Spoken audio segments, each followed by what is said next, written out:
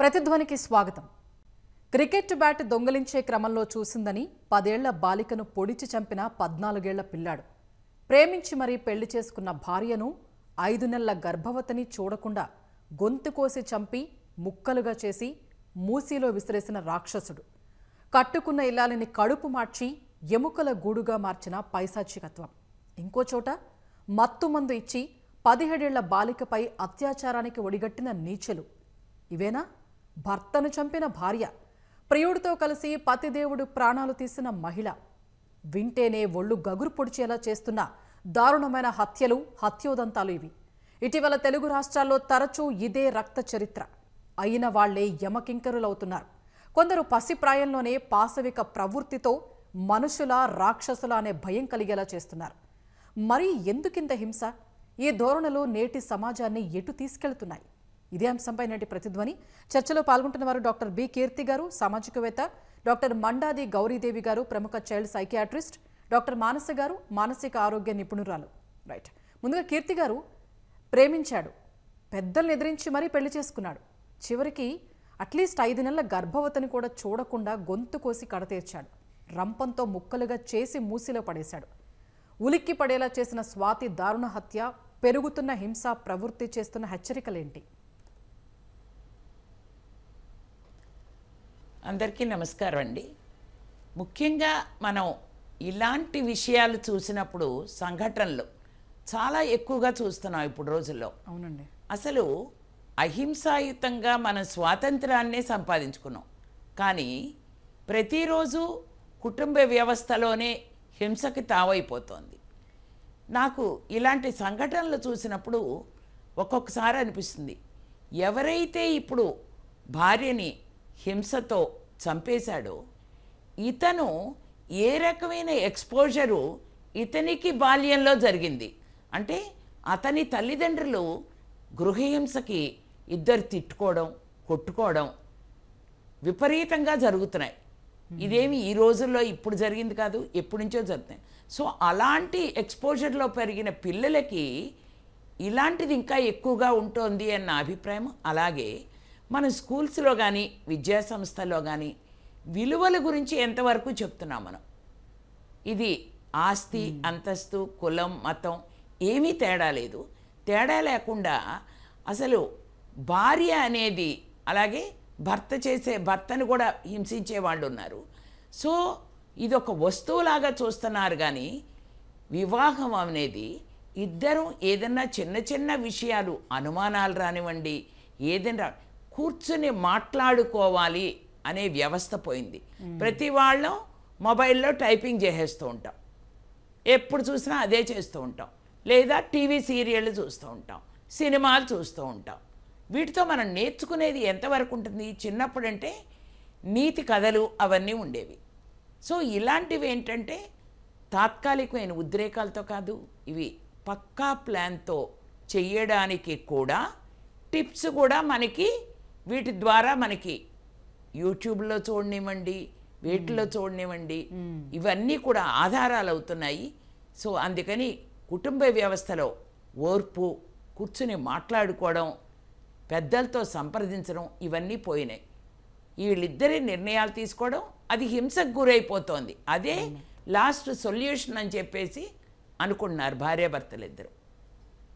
Right, Gauri Devi గారు, ఇప్పుడు దీనికి కొద్ది రోజుల ముందే ఇంకొక ఘటన కూడా తెలుగు రాష్ట్రాన్ని ముక్కున వేలేసుకునేలా చేసింది. క్రికెట్ బ్యాట్ దొంగతనం కోసం వెళ్ళిన 14 ఏళ్ల బాలుడు అది చూసిందని 10 ఏళ్ల బాలికను పొడిచి చంపాడు. సరే, పెద్దల్లో అంటే ఏమో అనుకోవచ్చు, పిల్లల్లో ఎందుకింత కర్కసత్వం? అంటే ఒకటి, పిల్లలు ఒక హీనమైన, హింసాతికరమైన చర్యను చేపట్టినప్పుడు మనము ఆ చర్యని, ఆ బాలుడిని ఆలోచిస్తాం.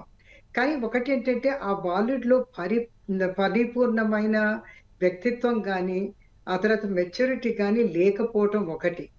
ముఖ్యంగా 10 నుంచి చూసినట్టయితే 16 ఏళ్ళు, 18 ఏళ్ల వరకు యువతలో ఏంటంటే, ఒకటి వాళ్ళు తప్పు చేస్తున్నామని తెలుసు. దొంగతనం కానీ ఇంకేదైనా దొంగతనం చేయాలనుకోండి, దొంగతనం అన్నది చట్టపరంగా అది నేరం.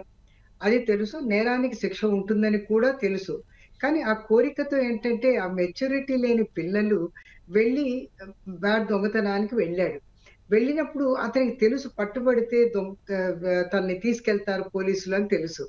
అక్కడ అనుకోకుండా ఇంకొక అమ్మాయి చిన్నమ్మాయి చూడటం, ఆ అమ్మాయి విట్‌నెస్ అయిపోయి ఎవిడెన్స్ ఇస్తుందన్న భయము ఆ క్షణంలో ఆ అబ్బాయికి ఏంటంటే ఉవ్వెత్తున భయాన్ని కలిగించింది. ఆ కలిగించిన భయంతో ఏంటంటే అతనికి ఈ విచక్షణ జ్ఞానం అనేది పోయింది. ఎందుకంటే మామూలుగా పిల్లల్లో కొంచెం తక్కువే ఉంటుంది. తొందరపాటు ఎక్కువగా ఉంటుంది. సో, ఆ తొందరపాటు, భయం దీంతో ఆహ్, వాడికి తెలుసు ఎవిడెన్స్ ఉంటే ప్రాబ్లమ్ అన్నట్టు. ఆ అమ్మాయిని నిజంగా చెప్పాలంటే ఆ అమ్మాయిని చంపేద్దామని ఉండకపోవచ్చు. ఆ అమ్మాయిని ఎలిమినేట్ చేయాలన్న ఉద్దేశంతో ఆ తొందరపాటులో ఆ అమ్మాయిని అటాక్ చేసుండొచ్చు. దాని మూలాన చనిపోయి ఉండొచ్చు. లేదా ఆ అబ్బాయి 14 ఏళ్ల వాళ్ళు చంపాలని దృష్టి అంత ఉండదు. లేదా ఆ భయము తీవ్రత వల్ల కూడా అతను అటాక్ చేసుండొచ్చు. అది it might have result in death అన్నమాట. కానీ దీన్ని బట్టి మనం గమనించాల్సిందేంటంటే పరిపూర్ణమైన ప మ పరిపక్వత లేని చిన్న పిల్లల్లో ఏమవుతుందంటే ముఖ్యంగా తొందరపాటు, భయంతో పాటు వెంటనే చేసే చర్యలు అన్నమాట. దానివల్ల హింసాత్మకంగా మారొచ్చు. దానికేంటంటే పిల్లలకి ముందు నుంచి కూడాను తప్పులు చేస్తున్నారు. ఇవి తప్పులని తెలిసాక దానికి ఎటువంటి శిక్ష పడతాయని తెలియచెయ్యాలి. ఆ తర్వాత ముఖ్యంగా ఏంటంటే మనం స్టడీస్‌లో చూసినట్టయితే ఈ హింసాత్మక ప్రవృత్తి అనేది డెవలప్ అవ్వటం 10 ఏళ్ల నుంచి 12 ఏళ్ల వరకు చాలా వరకు డెవలప్ అయ్యే అవకాశం ఉంటుంది.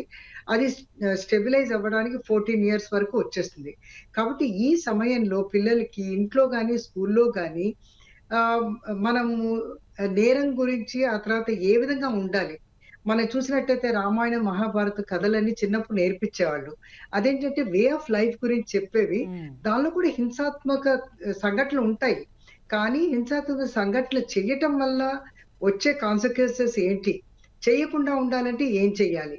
సో, మన చిన్నప్పుడు నేర్చుకున్న నీతి కథలు గాని, మన పురాణాలు, ఈ స్క్రిప్చర్స్ అవన్నీ చూసినట్టయితే అప్పుడు ఉండేది. యుగాలుగా హింసాత్మక చర్యలు ఉన్నాయి. కానీ అవన్నీ కూడా ఉదాహరణలు చూపిచ్చి అలాంటివి చెయ్యకుండా ఉంటే మనిషి ఎలా ఉంటాడు? మనసు ఎలా ఉంటుంది? మన జీవితం ఎలా ఉంటుంది? అన్నది చేయటం మూలాన ఏంటి వాళ్ళకది ఇంటర్నలైజ్ అయిపోతుంది. ఏవైతే మనం మంచిది నేర్చుకుంటామో అవి ఇంటర్నలైజ్ అవుతుంది. అది చిన్నప్పటి నుంచే తల్లిదండ్రులు, స్కూల్లో కూడాను, టీచర్లు కూడాను ఓకే. ఎప్పటికప్పుడు ఒకటి ఇంపార్టెంట్ థింగ్ ఏంటంటే పిల్లలు తప్పు చేసినప్పుడు వెంటనే అది ఏంటి? దాన్ని వివరించటం, దానికి తప్పు చేయకుండా ఉండడానికి ఎలా ప్రయత్నించటం, ఆ తర్వాత వాళ్ళు తప్పు చేయకుండా ప్రయత్నించినప్పుడు వాళ్ళని మెప్పుకోలుగా ఉండటం. అలాంటప్పుడే ఇలాంటి పాజిటివ్ బిహేవియర్స్ డెవలప్ అవుతాయి. ఈ హింసాత్మక దృష్టి వైపు వెళ్ళదు. అలాంటి చర్యలు పాల్గొనరు. ఓకే. మానస గారు, ఇప్పుడు సాధారణంగా మనలో చాలామంది రక్తం చూస్తేనే వణికిపోతాం. కానీ మరీ ఇంత నిర్దయగా, ఇంత దారుణంగా హత్యలు చేస్తున్నారు. కనీసం వాళ్ళకి ఆ హత్య చేశానన్న బాధ కానీ, పశ్చాత్తాపం కూడా కనిపించడం లేదు. ఇలాంటి విపరీత పోకళ్ళు అసలుకు బీజం ఎక్కడ పడుతోంది? సో ఈ మధ్య కాలంలో పిల్లల్లో వైలెన్స్ చూడటము, హింసాత్మక చర్యలు చూడటము ఎక్కువైపోయింది. కానీ దీనికి ఒకే రోజు, ఒక్క నిమిషం, ఆ క్షణంలో తీసుకునే డెసిషన్ మాత్రమే కారణం అనుకుంటే ఖచ్చితంగా అలా అయి ఉండటానికే ఛాన్సెస్ ఎక్కువగా ఉంటాయి. ఇలాంటివన్నీ పిల్లల్లో డెవలప్ అవ్వడానికి మల్టిపుల్ ఫ్యాక్టర్స్ అనేవి తోడ్పడుతూ ఉంటాయండి. చిన్న వయసు నుంచి ఆ ఇన్సిడెంట్ జరిగే వరకు వాళ్ళు ఎదుర్కొన్న ఎన్నో ఫ్యాక్టర్స్ రీజన్ అయి ఉంటాయి. ముందుగా చెప్పుకుంటే ఇంట్లో ఎన్నో సమస్యలు ఉండే అవకాశం అనేది ఉంటుంది. తల్లిదండ్రుల మధ్యన ఎన్నో కలహాలు ఉండొచ్చు. వాళ్ళు పేరెంట్స్ ఆర్ రోల్ మోడల్స్. చిన్న పిల్లల మనసు ఎలా ఉంటుందంటే స్వచ్ఛమైన ఒక స్లేట్ లాగా ఉంటుందండి. దాని మీద మనం ఏం రాస్తామో వాళ్ళ మైండ్లో అదే స్ట్రాంగ్గా ఇంప్రింట్ అయిపోతూ ఉంటుంది. చిన్నప్పటి నుంచే ఒక డిస్టర్బ్డ్ ఎన్విరాన్మెంట్ ఫ్యామిలీలో వాళ్ళు అబ్జర్వ్ చేస్తూ ఉన్నారు అంటే వాళ్ళల్లో కూడా ఆ నెగిటివ్ టెండెన్సీస్, వైలెంట్ టెండెన్సీస్ చూసే అవకాశాలనే ఉంటాయి. ఎస్పెషలీ కొంచెం ఈ ఫాదర్స్ ఎవరైతే మదర్స్ని ఎక్కువ కొట్టటము, తిట్టటము, చాలా డిస్రెస్పెక్ట్ఫుల్గా మాట్లాడడం లాంటివి చేస్తూ ఉంటారో వాళ్ళు కూడా ఇది కరెక్ట్ ఇదే కరెక్టేమో, ఇలానే ఉండాలేమో అనేది నేర్చుకోవడం, అలవర్చుకోవడం. అండ్ వాళ్ళు కూడా మదర్ని రెస్పెక్ట్ చేయకపోవడం, సిస్టర్స్ని రెస్పెక్ట్ చేయకపోవడం, ఉమెన్ని రెస్పెక్ట్ చేయకపోవడం కూడా చూస్తూ ఉంటాం. ఇన్ ద సేమ్ వే పిల్లలు కూడా ఎంతోమంది అబ్యూస్కి గురవడం అనేది చాలా సహజం. అంటే తిట్టడం, కొట్టడం వల్ల ఏమవుతుంది అని అందరూ ఎంతోమంది పేరెంట్స్ ప్రశ్నిస్తారు. అలా కొట్టకపోతే ఎలా డిసిప్లిన్ చేయగలుగుతాం అనేది కూడా ప్రశ్నిస్తారు. ఒక్కసారి కొట్టినప్పుడు భయం కలగచ్చేమో, పదే పదే. అయితే మానస్ గారు, ఇప్పుడు మనం రీసెంట్గా జరుగుతున్న ఈ భర్తని భార్య హత్య చేయటం కానీ, లేకపోతే భార్య భర్తని హత్య చేయటం కానీ, ఈ పోకడలకు అసలు బీజం ఎక్కడ పడుతుంది? ఎందుకంటే ఇప్పుడు ఇంతకుముందు మేడమ్స్ చెప్తూ ఉన్నారు, కూర్చొని మాట్లాడుకునే రోజులు పోయినాయి అనేసి. సో మరీ కట్టుకున్న భర్తని భార్యని ముక్కలు ముక్కలుగా చేసేంత ఆ ఘటనలకు అసలు బీజం ఎక్కడ పడుతుంది? ఈ వైలెంట్ టెండెన్సీస్ అన్నిటికీ అండి ఒక రకంగా యాజ్ ఐ సెడ్ ఇవాల్వ్ అయ్యే పర్సనాలిటీ. చిన్నప్పటి నుంచి వాళ్ళ మనస్తత్వం, వ్యక్తిత్వం ఏ విధంగా ఇవాల్వ్ అవుతుంది అనేది చాలా ఇంపార్టెంట్. చిన్నప్పుడు చాలా కాండక్ట్ ప్రాబ్లమ్స్ లెవెల్లో చూస్తూ ఉంటాం. అంటే ఈజీగా అబద్ధాలు చెప్పటం, దొంగతనాలు చేయటం, కొట్టడం, తిట్టడం అనేది చాలా సహజమైన విషయంగా చూడటం. కొంచెం కూడా వాళ్ళలో ఏమాత్రం పశ్చాత్తాపన భావనే కనిపించదు. ఈ మధ్యన ఒక చిన్న పాప మా హాస్పిటల్కి రావడం జరిగింది. అప్పుడు వాళ్ళ మదర్ చెప్పడం, ఆ పాప తన మెడ మీద కత్తి పెట్టి తల్లిని బెదిరిస్తుంది అని చెప్పారు. పాప చూస్తే చాలా బాగుంది, ఇంటెలెక్చువల్గా ఉంది, ఎంతో బాగా కమ్యూనికేట్ చేస్తూ మాట్లాడుతుంది. అయినా కూడా అలాంటి పాపలో అలాంటి బిహేవియరల్ టెండెన్సీస్ ఎందుకు డెవలప్ అవుతున్నాయి అని ఆశ్చర్యంతో వాళ్ళ మదర్ అడగడం జరిగింది. యాజ్ ఐ సెడ్ దీనికి మల్టిపుల్ రీజన్స్ ఉంటాయండి. జీన్స్, జెనెటిక్స్ నుంచి వాళ్ళు ఫేస్ చేసిన ఫ్యామిలీ ట్రామా, ఫ్యామిలీ సిచ్యువేషన్స్ అన్నీ కూడా వాళ్ళలో ఒక నెగిటివ్ రివెంజ్ కైండ్ ఆఫ్ యాటిట్యూడ్ని, నెగిటివ్ యాటిట్యూడ్ని డెవలప్ చేయొచ్చు. వాళ్ళలో కొంత కూడా పశ్చాత్తాప భావం, ఎంపతి అంటూ ఉంటాం, ఎదుటి వాళ్ళ ఎమోషన్స్ని, వాళ్ళ బాధని, వాళ్ళ సమస్యలని అర్థం చేసుకోగలగడం అనేది మానవ ఎమోషన్స్లో చాలా ముఖ్యమైన అంశం. అలాంటిది వీళ్ళల్లో మిస్ అవుతూ ఉంటుంది. ఎప్పుడైతే మనకు తప్పు చేస్తున్నామన్న భావన ఉండదో అది ఎలాంటి సందర్భాల కన్నా దారి తీయచ్చు, ఎంత వైలెంట్ సిచ్యువేషన్స్ కన్నా తీసుకురావచ్చు.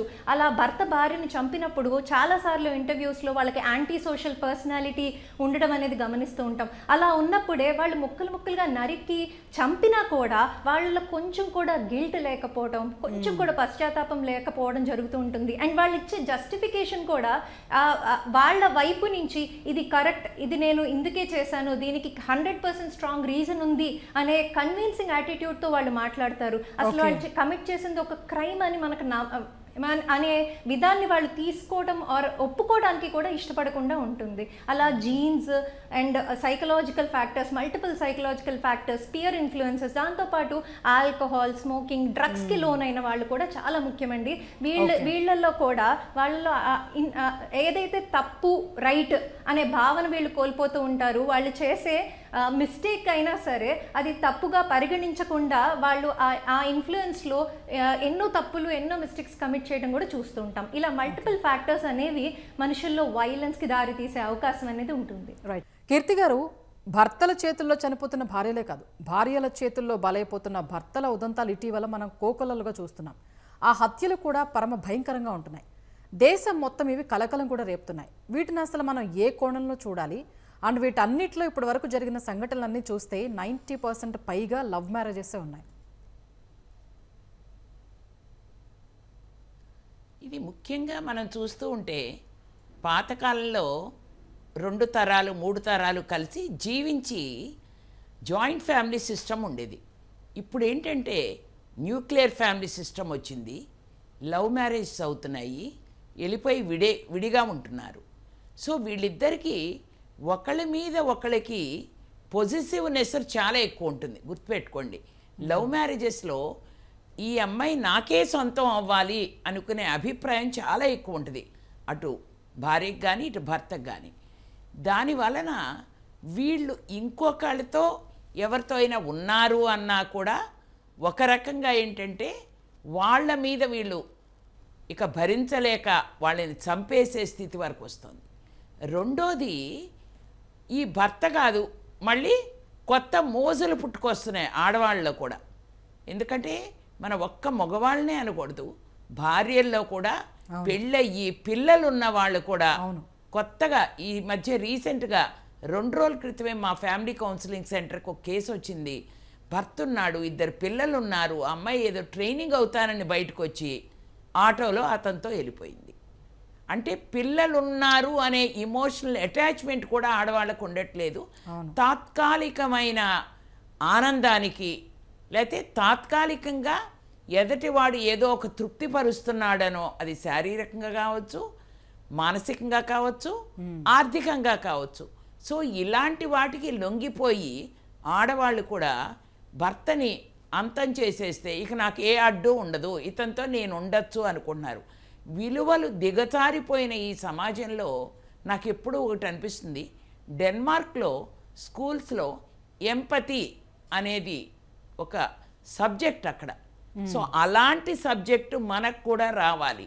ఇప్పుడు మన రాష్ట్ర ప్రభుత్వం ఆంధ్రప్రదేశ్లో పెట్టింది ఏంటంటే విలువలు పెంచడానికి ఎన్నో ప్రయత్నాలు చేస్తోంది.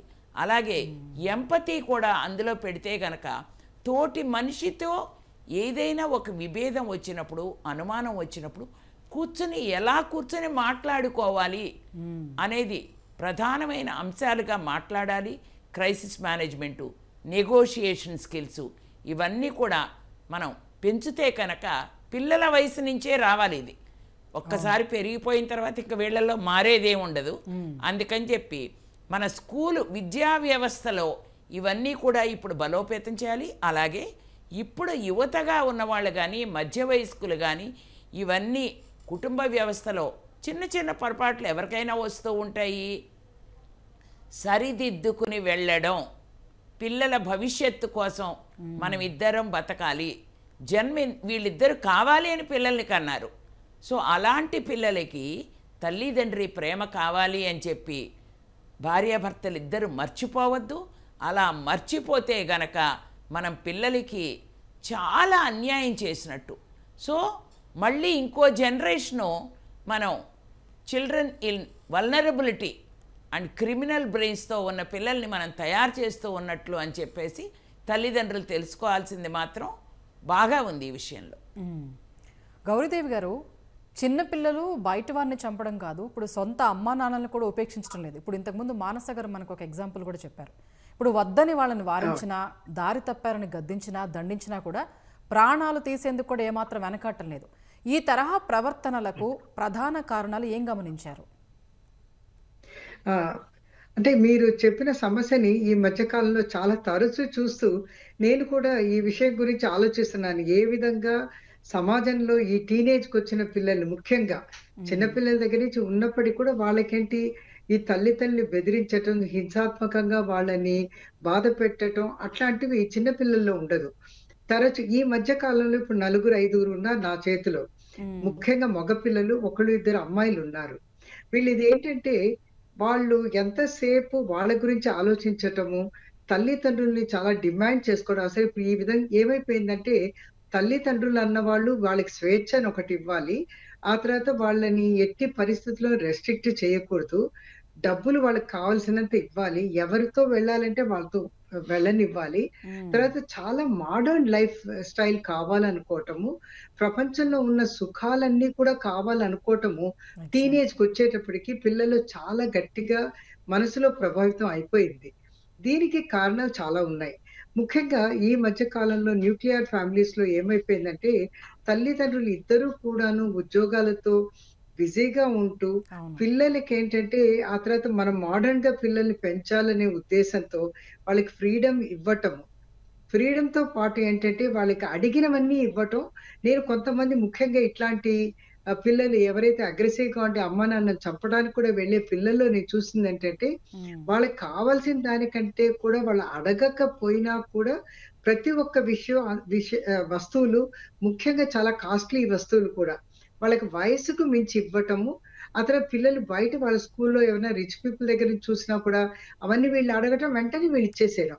ఇవ్వకపోతే వాళ్ళు బాధపడతారని, లేకపోతే వాళ్ళకి కోపం తెచ్చుకొని వాళ్ళు ముఖ్యంగా పిల్లలు ఏంటంటే నేర్చుకున్నారనమాట, కండిషనింగ్ అయిపోయారు. ఏదో టీవీలో లేకపోతే ఈ సోషల్ మీడియాలో చూసి వాళ్ళంటే బెదిరించటం, మీరు ఇవ్వకపోతే నేను చచ్చిపోతాను. తల్లిదండ్రులకి ఏంటంటే వీళ్ళు అరే మనకు ఒకళ్ళు 2 పిల్లలు ఉన్నారు, వీళ్ళు చనిపోతే ఎట్లా, ఆత్మహత్య చేసుకుంటే ఎట్లాగా అనే ఉద్దేశంతో వాళ్ళకి ముందుగానే సప్లై చేయట్లో పిల్లలకి ఈ విధంగా కండిషన్ అయిపోయారు. మనం డిమాండ్ చేయాలి, తల్లిదండ్రులు ఇవ్వాలి, ఇవ్వకపోతే మనం బెదిరించాలి, బెదిరిస్తే కూడా వాళ్ళు లొంగకపోతే వాళ్ళని అటాక్ చేయటం అనేసి. ఒక ఒక అబ్బాయి మా దగ్గర 17 ఇయర్స్ అబ్బాయి వచ్చాడు. ఆ అబ్బాయి ఆంధ్రాలో వాళ్ళ నాన్న పోలీస్, వాళ్ళ తాతయ్య పోలీస్‌గా ఉండేవాడు. ఈ అబ్బాయి ఏంటంటే వాళ్ళ నాన్న యావరేజ్ ఉద్యోగం చేసుకుంటూ సంపాదించేవాడు. వీడేమంటాడంటే పోలీస్ డిపార్ట్‌మెంట్‌లో అందరూ డబ్బులు సంపాదించుంటారు. తాతయ్య సంపాదించలేదు. నువ్వు అందుకే పెద్ద చదువు చదవలేదు. నాకు ఏమైనా సరే నాకు ఒక సీట్ ఇప్పిచ్చేసేయి. నాకు తొందరగా పాస్ చేసేసేయి. నేను తొందరగా నాకు పోలీస్ ఉద్యోగం చేసేయి. నేను డబ్బులు సంపాదిస్తాను. అంటే వాళ్ళ ఆలోచన దృష్టి కూడా ఎట్లా మారిపోయిందంటే, ప్రపంచంలో చూసి సినిమాలు కాదు, లేతే యూట్యూబ్‌లో కథలు కాదు, లేతే న్యూస్ ఇవన్నీ చూసి ఆ అబ్బాయి వాళ్ళ అమ్మా నాన్నని కార్‌లో ఎక్కించుకొని ఆహ్, బ ఏది ఆహ్, వాళ్ళిద్దరిని తీసుకెళ్ళి చంపేయడానికెళ్ళాడు. అప్పుడు పోలీసులు పట్టుకొనొచ్చారు. అబ్బాయి ఎంత బాగా మాట్లాడతాడంటే, ఇంగ్లీష్ మాట్లాడతాడు. బ్రహ్మాండంగా ఎవరినైనా కన్విన్స్ చేస్తారు. ఎవరు చంపడానికి నమ్మలేరనమాట. తీసుకెళ్ళాడా అంటే మేడం? వీళ్ళకి యాంటీ సోషల్ పర్సనాలిటీ ట్రైట్స్ అంటారు. వాడికి జెనెటిక్‌గానే వాడికి యాంటీ సోషల్ పర్సనాలిటీ ట్రైట్స్ ఉన్నాయి. దానికి తోడు తల్లిదండ్రులు అతి ప్రేమ, గారాబంగా అన్నీ ఇవ్వటం. దీంతో ఏంటంటే వాడు అలా కండిషనింగ్ అయిపోయి, వాడికి జీవితంలో కష్టపడాలి అని లేదు. జీవితంలో సుఖం అనుభవించాలి. అది సులభంగా కావాలి. ఆ తర్వాత ఆ అబ్బాయి ఈ మధ్య కాలంలో ఎంతంటే వాళ్ళకి ఎంత ఆస్తుంది, ఆ తర్వాత ఏం అమ్మితే ఎంతొస్తుందనే వరకు వచ్చాడు. ఆ తర్వాత తల్లిదండ్రులు భయపడిపోయి వాళ్ళన్నారు, "నేను అబ్రాడ్ ఎళ్తున్నానంటే, మీరొచ్చే వరకు నేను ఉంటానో లేదో కూడా తెలీదండి" అనే వరకొచ్చారు. ఇవన్నీ ఏంటంటే కొంత జెనెటిక్, కొంత తల్లిదండ్రుల పెంపక లోపము, ఆ తర్వాత సమాజంలో మనం చూస్తున్న సోషల్ మీడియాలోను ఈ కథనాలు అవన్నీ కూడా రిపీటెడ్‌గా వేయటం. ఆ తర్వాత మోడస్ ఆపరెండి అంటారు. ఏ విధంగా చెయ్యాలి అన్నది ఈ సినిమాల్లోను, ఈ ప్రోగ్రామ్‌లో చూపించడంతో పిల్లలకి అవి చాలా తొందరగా ఈజీగా వంటబట్టి ఆ హ్మ్. విధంగా చేయొచ్చనొస్తుంది. దీనికి ముఖ్యంగా మనం గమనించాల్సిందేంటంటే పేరెంటింగ్ అన్నది చిన్నప్పుడే ముఖ్యంగా 5 ఏళ్ళు దాటిన తర్వాత ఓకే. 6 ఏళ్ల నుంచి 12 ఏళ్ల వరకు వాళ్ళ ట్రైనింగ్ వాళ్ళు సరిగ్గా పంపకం బాగా చేసినట్టయితే పెంపకం వాళ్ళు చక్కగా పెరుగుతారు. లేకపోతే ఈ విధంగా అవుతారు. మానస గారు, మరో ఆందోళనకరమైన విషయం ఏంటంటే, అమ్మాయిల్ని ఏడిపిస్తూ షీ టీమ్స్‌కి దొరికిపోతున్న వారిలో 40% మంది మైనర్లు ఉంటున్నారు. కొన్ని అత్యాచార ఘటనలోనూ వారే ప్రధాన నిందితులుగా కూడా ఉంటున్నారు. అంత తీవ్రమైన నేరాల ఆలోచనల్లో ఉండేవారిని ముందుగా గుర్తించలేమా? సో దీని గురించి చెప్పే ముందు ఇందాక కారణాల గురించి డాక్టర్ గౌరీదేవి గారు మాట్లాడుతున్నప్పుడు సోషల్ మీడియా ఇన్ఫ్లుయెన్స్ అని మెన్షన్ చేయడం జరిగింది కదండి. ఒక చిన్న 2 ఉదాహరణలు చెప్పాలనుకుంటున్నా. ఈ కాలం పిల్లలు 6 నుంచి 10 ఏళ్ల మధ్యన ఉండే పిల్లలు వాళ్ళ మీద పడే ఇంపాక్ట్ అండ్ ఇన్ఫ్లుయెన్స్. ఇందాక మనం ఒక పాప గురించి మాట్లాడుకున్నప్పుడు 6 ఇయర్స్ పాప మెడ మీద కత్తి పెట్టి చూపిస్తుంది, వాళ్ళ అమ్మకే పెట్టి చూపిస్తుంది అని విన్నాం. అండ్ ఇంకొక బాబు వచ్చేటప్పుడు చాలా అసభ్యకరమైన మాటలు మాట్లాడడం అనేది గమనించడం జరిగింది పేరెంట్స్.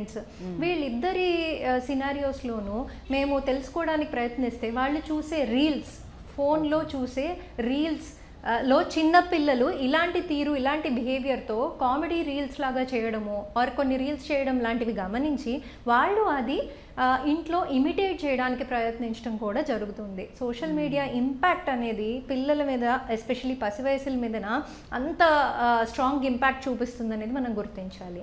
అండ్ మీరు అడిగిన క్వశ్చన్కి వస్తే behavioural red flag signs or danger signs అంటాం.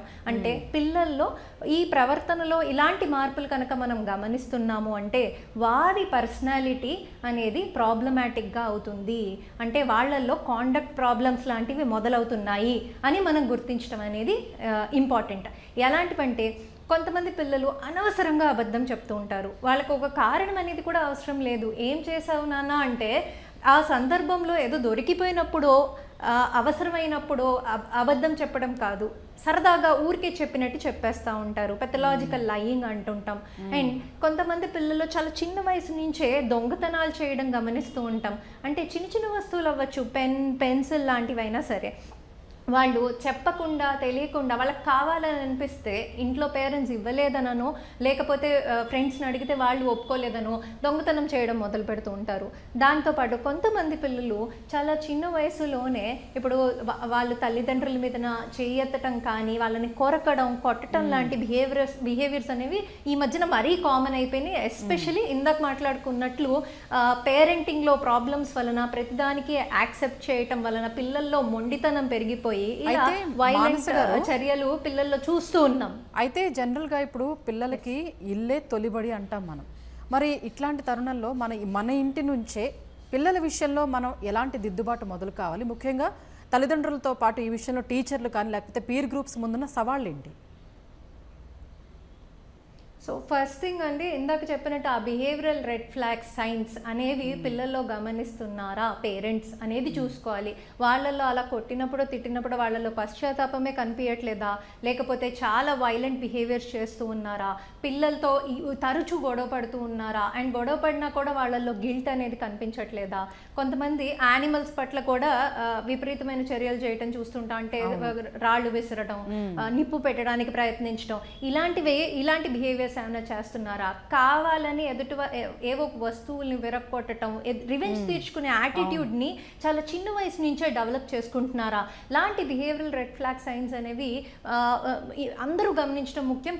ఇది మల్టిపుల్ లెవెల్స్లో జరుగుతుంది. అండ్ ఆల్సో డ్రగ్స్ కానీ, ఆల్కహాల్ కానీ, స్మోకింగ్ కానీ, ఈ మధ్యన గాంజా ఇలాంటిది చిన్న పిల్లలు, స్కూల్ పిల్లల్లోనే ఎక్కువగా యూజ్ చేయడం జరుగుతుంది. కొంతమంది ఈ గ్లూస్ కానీ, ఫెవికాల్ లాంటివి కానీ పీల్చడం కూడా లాంటివి చేస్తూ ఉంటారు. సో ఇలాంటి బిహేవియర్స్కి ఏమన్నా పిల్లలు లోనవుతున్నారా అనేది తల్లిదండ్రులు గుర్తించడం, తల్లిదండ్రులు గమనించటం. అదేవిధంగా next important zone and area ఏంటంటే స్కూల్ అవుతుంది. స్కూల్లో టీచర్స్ చాలా టైం పిల్లల్ని అబ్జర్వ్ చేయడం అనేది జరుగుతూ ఉంటుంది. ఆ అబ్జర్వేషన్స్ డెఫినెట్గా పేరెంట్స్కి రీచ్ అయ్యేలా చేయడం ఇంపార్టెంట్. ఎందుకంటే పేరెంట్స్ దాకా రీచ్ అవ్వలేదు అంటే వాళ్ళు అవసరమైన చర్యలు తీసుకోరు. ఇన్ ద సేమ్ వే కొంతమందికి పేరెంట్స్కి చెప్పిన ఫీడ్బ్యాక్ వాళ్ళు రిసీవ్ చేసుకోకపోవడం జరుగుతూ ఉంటుంది. మా పిల్లలు అలాంటి వాళ్ళు కాదు, అయినా చిన్నపిల్లలు ఇలాంటివి చేయరా అనే తీరు తత్వం చూపిస్తూ ఉంటారు. లెవెల్ ఏంటి, ఎంత ప్రాబ్లమాటిక్ బిహేవియర్ చూపిస్తున్నారు పిల్లలు అనేది ముఖ్యమండి. ప్రతి పిల్లల్లోనూ ప్రాబ్లం బిహేవియర్ సహజమే, అది మనం అర్థం చేసుకోవాలి. కానీ అది మితిమించుతుందా, ఎదుటి వాళ్ళకి హాని చేస్తుందా, అవసరానికి మించి వెళ్ళి వాళ్ళని కానీ ఎదుటి వాళ్ళని కానీ ఇంజూర్ చేసి ఆర్ ఎఫెక్ట్ చేసే లెవెల్కి సైకలాజికల్గా కానీ ఫిజికల్గా కానీ జరుగుతుందా అని అన్నప్పుడు అటు టీచర్స్ కానీ, ఇటు పేరెంట్స్ కానీ, ఇటు సొసైటీ కానీ, పెద్దవాళ్ళు, ఎక్స్టెండెడ్ ఫ్యామిలీ మెంబర్స్ ప్రతి వాళ్ళు గుర్తించి అవసరమైన చర్యలు అర్లీగా ఇంటర్వ్యూన్ చేయడం అనేది ఇలాంటి ప్రాబ్లమ్స్లో చాలా ముఖ్యమండి. పెద్ద అయిపోయిన తర్వాత వాళ్ళు వైలెన్స్కి లోనయ్యారా, అగ్రెషన్కి లోనయ్యారా అనేది చాలా చిన్న వయసులో మనం ఎప్పుడైతే గుర్తిస్తామో దానికి తగ్గ చర్యలు తీసుకోవడానికి అవకాశం ఉంటుంది. ఓకే కీర్తి గారు, ఇప్పుడు చాలా వరకు క్షణికావేశంలో చేశారని చెప్తున్నా, ఆ హత్యలు చూస్తే ఇంతకుముందు డిస్కషన్ అయినట్టు అలా అనిపించడం లేదు, పక్కా స్కెచ్తో కసితీరా చేసినట్లు అనిపిస్తుంది. మీకేమనిపిస్తుంది? ఇప్పుడు స్పర్ ఆఫ్ మూమెంట్లో చేస్తున్నారా, ముందే నిర్ణయించుకునే సమయం కోసం వేచి చూస్తున్నారా? అసలు ఇలాంటి ఆలోచనలు ఎలా వస్తున్నాయి? వీళ్ళకి ఏంటంటేనమ్మా, అసలు ఈ అనుమానం అనే ఒక రోగంతో వీళ్ళు చూస్తున్నారు విషయాల్ని. చూసినప్పుడు వీళ్ళల్లో ఇక మనసులో అదే మెదులుతోంది మైండ్లో. సో దానివల్ల ఏంటంటే వీళ్ళు they wait for the time, they wait for the situation, ఎప్పుడు వస్తుందా అని.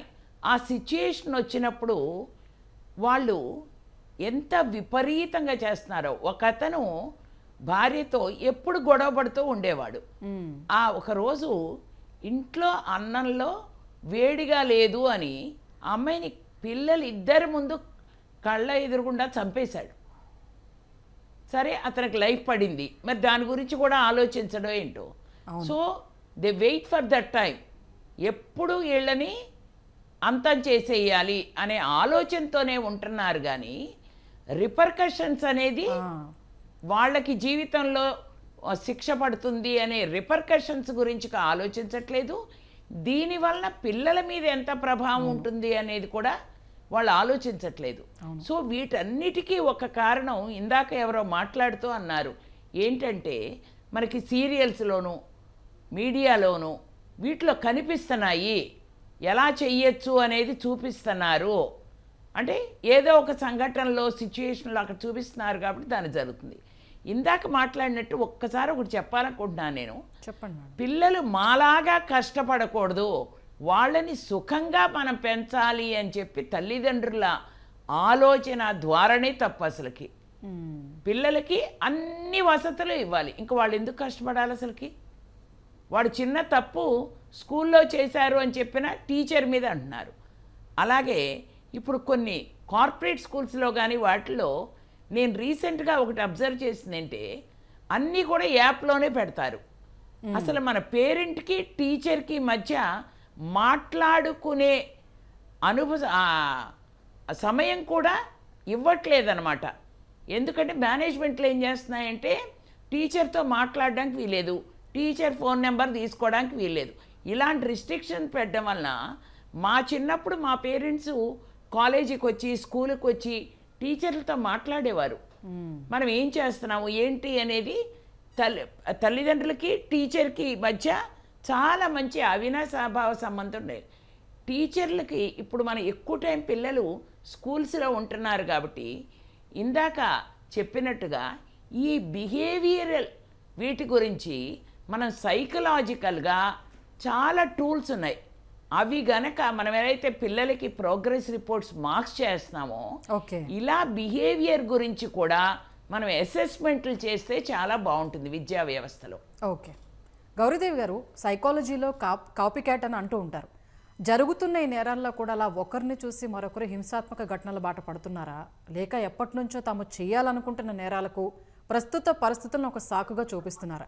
ఎందుకంటే మనం చూస్తున్నాం, ఒక్కటి జరిగితే దాని వెనకాల జరుగుతూ వస్తున్న అవే ఘటనలు అదే తరహా.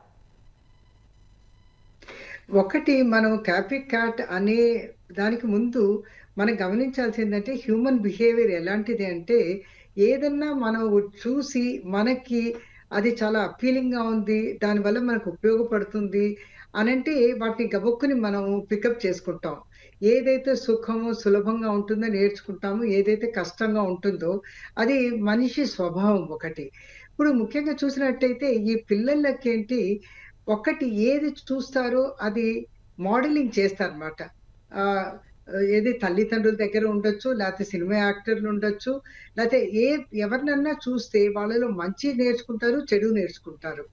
కానీ ఇక్కడ మనం గమనించాల్సింది ఏంటంటే పిల్లలకి ఎవరికి కూడా ముఖ్యంగా మనం గమనించినట్టయితే 12 ఏళ్ళు 18 ఏళ్ళ లోపల వాళ్ళకి ఏదైనా చెయ్యాలి, చెడు చేయాలి, హింసాత్మకంగా చెయ్యాలనే ప్లాన్ అనేది చాలా తక్కువ. అది చాలా రేర్‌గా ఉంటాయి. అది కొంతమంది పిల్లల్లోనే. ఇందాక మానస గారు అన్నట్టు కాండక్ట్ డిజార్డర్ ప్రవృత్తి ఉన్నవాళ్ళు, అంటే వాళ్ళకి జెనెటిక్‌గా వాళ్ళ ఫ్యామిలీలో ఇట్లాంటి అబ్నార్మల్ జీన్స్ ఉండటం వల్ల దానంటే cold callous type of personality traits అంటారు.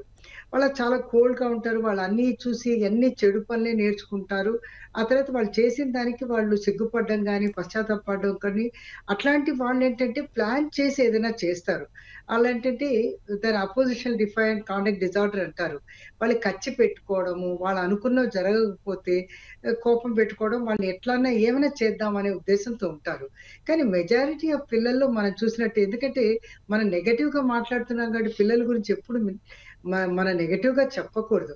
ఒకటేంటంటే పిల్లలకి ఇన్‌ఫ్లూయెన్సు వాళ్ళ జీన్స్ ఒక పక్కన ఉన్నా కూడాను, చుట్టుపక్కల వాతావరణం కూడాను, వాళ్ళ ఎక్స్‌పోజర్ తల్లిదండ్రులకి ఎక్స్‌పోజరు, ఆ తర్వాత వాళ్ళు టీవీ గాని, అది సోషల్ మీడియా గాని ఏవి చూస్తారో వాళ్ళని గమనించి ఏది వాళ్ళకి సుఖం అనిపిస్తుందో, ఏ ఆనందం అనిపిస్తుందో అవి చేస్తారు.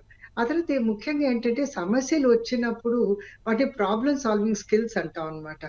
ఆ స్కిల్స్ అవన్నీ కూడాను తల్లిదండ్రులు వాళ్ళు ఏ విధంగా చేస్తున్నారో అవి చూసి నేర్చుకుంటారు.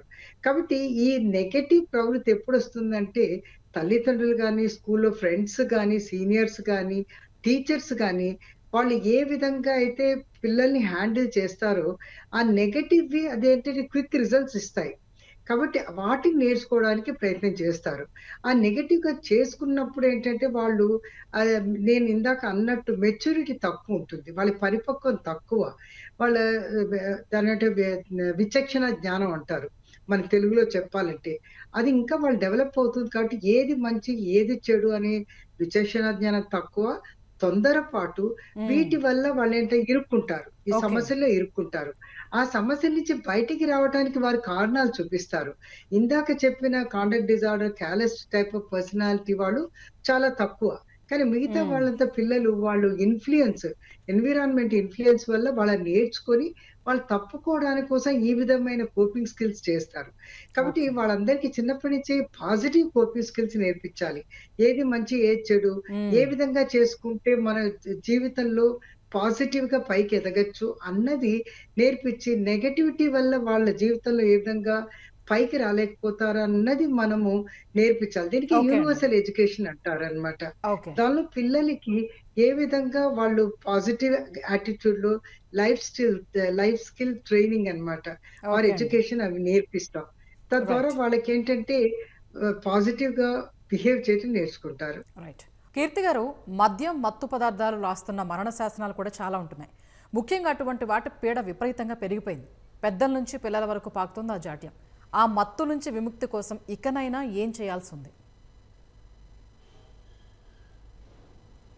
ప్రభుత్వాలు ఈ లిక్కర్ అనేది ఒక ఆదాయ వనరులుగా చూసి ఏ ప్రభుత్వం వచ్చినా కూడా వాటిని ప్రధాన ఆదాయ వనరులుగానే చూస్తున్నారు. కానీ సంక్షేమ కార్యక్రమాలు అయితే వస్తున్నాయి, కానీ ఈ లిక్కర్ కానీ తాగడం వలన కుటుంబాల్లో హింస అనేది ఎంత పెరిగిపోతుంది. ఆ ఆదాయము ప్రభుత్వానికైతే వెళ్తోంది, కుటుంబంలో తగ్గిపోతుంది. దానివల్ల తాగి వచ్చి కొట్టాడు అనే ఒక సాకు ఉంటుంది. తాగిన మైకంలో ఎంత కొడతారో దీనికి ప్రధానంగా నేను ఎప్పుడూ అయితే లిక్కర్ తాగిన వాళ్ళని అడుగుతూ ఉంటా, తాగినప్పుడే కొట్టాలనిపిస్తుందా అని. కానీ ఆలోచన అనేది ప్రధానంగా ఉండబట్టే లిక్కర్ తాగినప్పుడు దాన్ని ఒక సాకుగా తీసుకుని చేస్తున్నారు. కానీ మనం లిక్కర్ తాగి వచ్చిన దాంట్లో కొంత ప్రాఫిట్ని మనం స్త్రీల స్థితిగతులు మార్చడానికి ఖర్చు పెడితే బాగుంటుంది.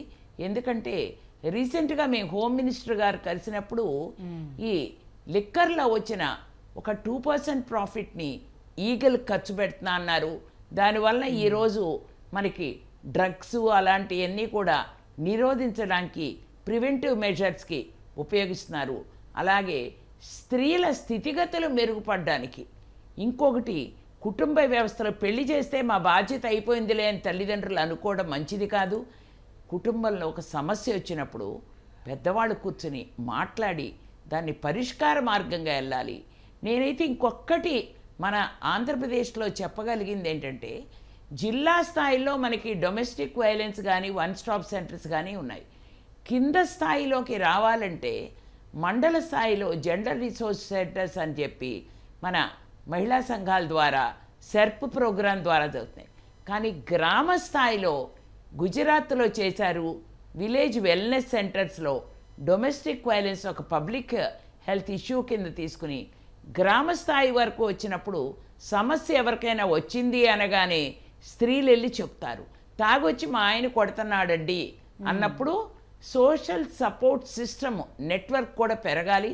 గుసగుసలు మానేసి స్త్రీల మీద నిందేసే బదులు, పురుషుల మీద నిందేసే బదులు మనం సమాజంలో ఒక వ్యవస్థ అంటూ దీనికి చేస్తే కనుక బాగుంటుంది. ఎందుకంటే కుటుంబ వ్యవస్థ మనకి పటిష్టంగా జాయింట్ ఫ్యామిలీ లేదు కాబట్టి మనం గ్రామ స్థాయి నుంచి పటిష్టమైన నిర్దేశమైన ఒక మార్గాన్ని గవర్నమెంట్ ఆలోచించాలి దీనికి. ఓకే గౌరీదేవి గారు, ఇప్పుడు ఏదేమైనా కానీ ఇప్పుడు మొత్తంగా చూస్తే చిన్నపిల్లల్లో హింస, అగ్రెషన్, మానసిక అసహనం పెరుగుతున్నాయి. వీటిని బట్టి చూస్తే పాఠశాలల్లో కేవలం పాఠాలు కాదు, లైఫ్ స్కిల్స్, ఎమోషనల్ ఎడ్యుకేషన్ కూడా తప్పనిసరి చేయాలా? ఆ విషయంలో ప్రభుత్వాలకు మీ సూచన ఏంటి? మీరు అడిగిన ప్రశ్న చాలా సబబండి. ఎందుకంటే ఇప్పుడు చాలా వరకు గవర్నమెంట్ కానీ, లేకపోతే తల్లిదండ్రులు కానీ, స్కూల్స్ కానీ ఒక్క చదువు మీదే ఫోకస్ చేసి మార్కులు, మెరిట్, జీవితంలో ఏదో సాధించాలన్న తప్పితే మనిషిగా ఏ విధంగా బతకాలన్నది నేర్పించట్లేదు మన చదువులో. దీనికి ముఖ్యంగా మనం గమనించాల్సింది ఏంటంటే, చిన్నప్పటి నుంచి కూడా నేను ఎప్పుడు కూడా నా థెరపీస్‌లో నేను కొన్ని అంశాలు మాట్లాడతాను. ఒకటి ఏంటంటే సెల్ఫ్. ఆ పిల్లలకి ఏంటి, జీవితంలో ఒక గోల్ అంటూ ఏర్పరచాలి. అంటే గుడ్ హ్యూమన్ బీయింగ్‌గా, అకంప్లిష్డ్ పర్సన్‌గా ఏం చేయాలి అని అంటే దానికి గోల్స్ ఏర్పరచుకోవాలి. తల్లిదండ్రులు సహాయం చేస్తూ వాళ్ళకి ఉదాహరణ రూపంలో ఒకటి చేపించాలి. రెండోది ఏంటంటే సోషల్ స్కిల్స్ ట్రైనింగ్. అంటే వాళ్ళు సోషల్ బిహేవియర్ ఎట్లా ఉండాలి, కుటుంబంలో పెద్దలు, చిన్నవాళ్ళు అందరితో ఎలా విధంగా ఉండాలి, బయట ఫ్రెండ్స్‌తో ఎలా ఉండాలి, సోషల్ ఇంటరాక్షన్ ఎట్లా ఉండాలి, మర్యాదలు ఇవ్వాలి, మాటలు ఎలా మాట్లాడాలి అన్నది సోషల్ స్కిల్స్. మూడోది ఏంటంటే ఇంటర్పర్సనల్ రిలేషన్‌షిప్స్. అంటే కలిసి మనము కోఆపరేటివ్‌గా బతకాలి. తర్వాత ఒకళ్ళకొకళ్ళు సహాయం చేసుకోవాలి, షేర్ చేసుకోవాలి. ఇంటర్‌పర్సనల్‌గా ఒక్కొక్కళ్ళని బాధ పెట్టకూడదు. ఆ తర్వాత అడ్జస్ట్ అవ్వాలి అన్నది మూడో స్టెప్. నాలుగోది వెరీ ఇంపార్టెంట్ థింగ్ అంటే ఎమోషన్స్. ఇక్కడ మనం హింసా ప్రవృత్తి ఉన్నవాళ్ళు లేతే మిగతా వాళ్ళైనా కూడా ఏంటంటే కోపతాపాలను కంట్రోల్ చేసుకోలేకపోవటం ఇవన్నీ అవుతాయి కాబట్టి, నాలుగోది ఎమోషనల్ రెగ్యులేషన్. ఆ ఎమోషన్ రెగ్యులేషన్‌కి కూడాను సెల్ఫ్ కంట్రోల్ టెక్నిక్స్ అన్నవి చిన్నప్పటి నుంచే నేర్పించొచ్చు. అంటే వాళ్ళకి కోపం వచ్చింది. ఏ విధంగా హ్యాండిల్ చేయొచ్చు? ఆ కోపం వల్ల వాళ్ళు ఏం నష్టం జరుగుతుంది? అసలు దాన్ని తట్టుకుంటే ఏ విధంగా వస్తుంది? మనం అనుకున్నది సాధించాలంటే కోపం కాకుండా వేరే మార్గాలేంటి? అది ఎమోషనల్ రెగ్యులేషన్ అన్నమాట. దాని తర్వాత ఇంకొకటేంటంటే హ్యూమన్ బిహేవియర్. ఎంపతి అన్నది ఇందాక ఆవిడ చెప్పినట్టు డెన్మార్క్‌లో వాళ్ళు చేస్తున్నారిది. అదేంటంటే మనం కూడా నేర్పించాలి. అది అసలు ఒకప్పుడు మనకు బాగా ఉండేది ఇవన్నీ కూడాను. ఈ అంటే మన వెస్టర్న్ ఎడ్యుకేషన్‌కి ఎక్కువ అవును. ప్రాధాన్యం ఇస్తూ దీన్ని మర్చిపోయాం. చిన్నప్పుడు మాకు గుర్తు మాకు detail text, non detail text అని ఉండేది. అది నిజంగా చెప్పాలంటే డీటెయిల్ టెక్స్ట్ కంటే నాన్ టెయిల్డ్ టెక్స్ట్ కోసం ఎదురు చూసేవాళ్ళం. దానిలో బోలెడు కథలుండేవి. కథలుండేవి. రామాయణం, అవును. మహాభారతం, బీర్బల్ ఇక అన్నీ అన్నమాట. బుద్ధుడి కథలు. ఆ కథలు నిజంగా ఒకసారి అనిపిస్తుంది అవన్నీ మనకి జీర్ణించుకుపోయాయని. నిజంగా చెప్పాలంటే నా థెరపీస్‌లో సగం నేను ఇవన్నీ చెప్తూ ఉంటాను. ఓకే. పిల్లలకి ఉదాహరణలు చెప్తూ ఇవన్నీ కూడా. నేను ఈ మధ్య కాలంలో నేను యోగ వాసిష్టం, ఆ తర్వాత భగవద్గీత, రామాయణం, మహాభారతం వీటిలో అన్ని ఎపిసోడ్స్ తీసుకొని వాళ్ళ లైఫ్‌కి అన్వయం చేసేటట్టు ఓకే. కథల రూపంలో చెప్తే ఎంత బాగా వాళ్ళు వింటున్నారు అనంటే, ఇవన్నీ కూడాను ఐ థింక్ గవర్నమెంట్‌కి మనం చెప్పాలి. ఓకే. అంటే వాళ్ళకి ఒకటి సెల్ఫ్ డెవలప్‌మెంట్‌తో పాటు ఇంటర్‌పర్సనల్ డెవలప్‌మెంట్, తర్వాత ఎమోషనల్ డెవలప్‌మెంట్, ఆ తర్వాత యాస్ ఎ హ్యూమన్ బీయింగ్ చివరికి జీవిత పరమార్థం ఏంటి? ఆ తర్వాత ఇంకోటేంటంటే జీవిత చక్రంలో మనం ఎప్పుడు చిన్న పిల్లలుగానే ఉండం. పెద్దవాళ్ళం అవుతాం. అవును. బాధ్యతలు చేపట్టాలి అని అవన్నీ బాధ్యతలు నేర్పించటం, తాము సెల్ఫ్ సఫిషియెంట్‌గా ఉండటం. ఓకే ఒక్కళ్ళే అండి. ఉన్నప్పుడు వాళ్ళు వంట చేసుకోవడం, ఆడ గాని, మగ గాని అన్ని స్కిల్స్ నేర్చుకోవాలి. ఓకే. ఎక్సెప్ట్ పిల్లలు కనడం తప్పితే మిగతా విషయాలన్నీ పిల్లలు పెంచటం దగ్గర నుంచి అన్ని విషయాల్లో కూడా ఆడపిల్లలు, మగపిల్లల్ని చిన్నప్పటి నుంచే ప్రిపేర్ చేయాలి. అన్ని పనుల్లో కూడాను ఓకే గౌరీదేవి కాంపిటెన్సీ గారు. ఒకటుండాలి. ఓకే అండి. ఎమోషనల్ రెగ్యులేషన్‌లో ఉంచితే అది గవర్నమెంట్‌కి చెప్పి అందరూ ఫాలో అయ్యేటట్టు చేయాలి. రైట్ అండి. మానస గారు, ఇప్పుడు మన సమాజం కోసం, మన పిల్లల భవిష్యత్తు కోసం ఏదో ఒకటి ఇప్పుడు చేయకపోతే భవిష్యత్తులో ఎదుర్కోవాల్సిన సంక్షోభం ఏ స్థాయిలో ఉండొచ్చు? అందరి మెంటల్ హెల్త్ కోసం ఎక్కడైనా జరగాల్సిన కార్యాచరణపై మీరేం సూచిస్తారు? డెఫినెట్గా ప్రాబ్లమ్స్ అనేవి ఈ కాలంలో ఎక్కువైపోతున్నాయండి బికాస్ ఆఫ్ వేరియస్ ఇన్ఫ్లుయెన్సెస్. మనం చాలా మాట్లాడుకున్నాం. వాటన్నిటి రీజన్స్ వలన పిల్లల్లో వైలెన్స్, అగ్రెషన్, క్రైమ్ రేట్ అన్నీ పెరిగిపోతున్నాయి. ఎస్పెషల్లీ సబ్స్టెన్స్ యూజ్ అంటే ఆల్కహాల్, స్మోకింగ్, డ్రగ్ యూస్ కూడా చాలా చాలా కామన్ అయిపోయింది. ఇవి సోషల్ మీడియా ఇన్ఫ్లుయెన్స్ వల్ల అవ్వచ్చు, లేకపోతే మల్టిపుల్ ఫ్యాక్టర్స్ వల్ల అవ్వచ్చు. అవి చూసి వాళ్ళు అది నార్మలైజ్ చేసుకోవడం, అది నార్మల్ అని అలవరుచుకోవడం కూడా ఎక్కువైపోయింది. సో మనం ఇందాక నుంచి మాట్లాడుకుంటున్నట్టు వేరియస్ లెవెల్స్లో రకరకాల ప్రాబ్లమ్ సాల్వింగ్ మెథడ్స్ని మనం కనిపెట్టాల్సిందే. అందులో ఫస్ట్ థింగ్ ఇందాక మేడం చెప్తూ ఉన్నట్టు రామాయణ, మహాభారత ఇలా స్టోరీస్ అనేవి పిల్లల మైండ్ మీద ఎంతో ఇంపాక్ట్ చూపిస్తాయి. అది చిన్నప్పటి నుంచే పేరెంట్స్ ఒక నేచర్ అండ్ నర్చర్ అంటారు. అందులో నర్చర్ వైజ్ పేరెంట్స్ ఇచ్చేది ఇనీషియల్ ఆ లైఫ్ చాలా ఎథిక్స్ అండ్ మోరల్ స్టోరీస్తో వాళ్ళని ఎంకరేజ్ చేయడానికి, ఇన్స్పైర్ చేయడానికి ఫస్ట్ నుంచి ప్రయత్నిస్తూనే ఉండాలి. ఇన్ ద సేమ్ వే వాళ్ళు ఏమైనా బుల్లింగ్కి గురవుతున్నారా, వాళ్ళు ఏమైనా అబ్యూస్కి లోన్ అవుతున్నారా అనేది వాళ్ళతో మాట్లాడి చర్చించే ఆ కొంచెం ఫ్యామిలీ టైం అనేది కోల్పోతున్నామండి. ఎందుకంటే బిజీ లైఫ్ అయిపోవడం వలన పేరెంట్స్కి అసలు టైమే ఉండట్లేదు. వాళ్ళకి అన్నీ సక్రమంగా జరుగుతున్నాయా లేదా అన్న దాంతోపాటు వాళ్ళ ఎమోషన్స్ ఎలా ఉన్నాయి, వాళ్ళు ఏదన్నా బాధకి లోన్ అవుతున్నారా, ఇబ్బందికి లోన్ అవుతున్నారా అనేది ఒక చిన్న డిస్కషన్, ఫ్యామిలీ డిస్కషన్ అనేది వెరీ ఇంపార్టెంట్, అర్థం చేసుకోవాల్సింది. ఇన్ ద సేమ్ వే ఇందాక నుంచి చెప్తున్నట్టు డెన్మార్క్లోనే కాదండి, even in India IB schools, international curriculum ఉన్న స్కూల్స్లో సోషల్ అండ్ ఎమోషనల్ లెర్నింగ్ అనేది ఫస్ట్ క్లాస్ నుంచే నేర్పుతున్నారు. అది గవర్నమెంట్ స్కూల్స్లో అండ్ స్టేట్ కరిక్యులమ్స్లో, సిబిఎస్ఈలో కూడా ఇన్కార్పొరేట్ చేయడం అనేది మనం ఇంపార్టెంట్ స్టెప్గా తీసుకోవాలి. ఎందుకంటే అంత చిన్న ఏజ్ నుంచే వాళ్ళ ఎమోషన్స్ని అర్థం చేసుకోవడంతో పాటు ఎదుటి వాళ్ళ ఎమోషన్స్ని కూడా ఎప్పుడైతే అర్థం చేసుకోగలుగుతారో అప్పుడే వాళ్ళు ఒక బెటర్ ఇండివిజువల్గా బెటర్ పర్సన్గా గ్రో అవడం అనేది జరుగుతుంది. In the same way government లెవెల్లో కూడా చాలా పాలసీస్ తీసుకురావాల్సిన అవసరం ఉంది. ఇన్ ద సేమ్ వే ఇలా పిల్లలు ఇబ్బందులకు లోనవుతుంటే అన్నిటికంటే ముఖ్యం ఏంటంటే వాళ్ళని గుర్తించి వాళ్ళకి అవసరమైన సహాయం ప్రొవైడ్ చేయటం in the way of therapy and treatment కూడా. అండ్ డిఫరెంట్ స్కూల్స్లో కౌన్సిలర్స్ గైడెన్స్ ఇవ్వడానికి సైకాలజిస్ట్ టీమ్ని కూడా ఇన్కార్పొరేట్ చేయడం అనేది వెరీ ఇంపార్టెంట్. ఓకే మానస గారు ధన్యవాదాలండి. గౌరీదేవి గారు ధన్యవాదాలండి. కీర్తి గారు ధన్యవాదాలు. ఇది వాటి ప్రతిధ్వని.